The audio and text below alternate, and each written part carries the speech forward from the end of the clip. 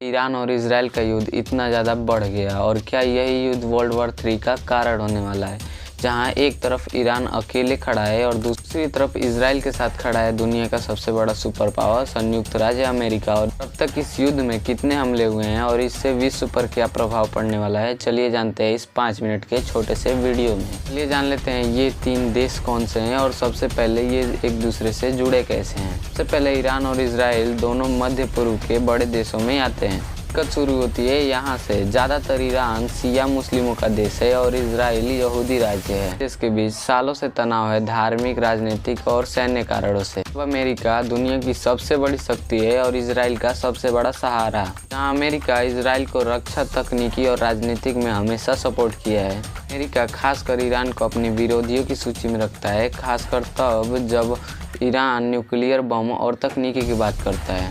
और इजराइल के बीच सीधी जंग नहीं हुई है, लेकिन बहुत बड़ा हाईटेक संघर्ष हुआ है। साइबर अटैक, ड्रोन अटैक, मिसाइलें और रॉकेट फायरिंग। इनमें ज़्यादातर हमले सीमाओं के पास हुए हैं, खासकर और लेबनान के इलाकों में जहां ईरान के समर्थक गुट हैं। कई सालों में कई मिसाइल और ड्रोन हमले हुए हैं जो कि सीमित नुकसान वाले रहे हैं।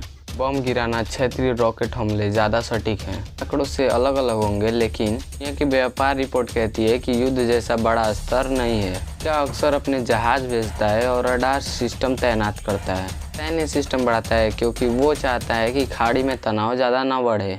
कभी कभी अमेरिका के जहाज़ों के पास ही रॉकेट फायरिंग की खबरें आती हैं। और अब सबसे ज़रूरी सवाल, कितने बम हमले 2020 से 2026 तक। जवाब में इजराइल ने कुछ लक्ष्य ढाए और हवाई हमले किए।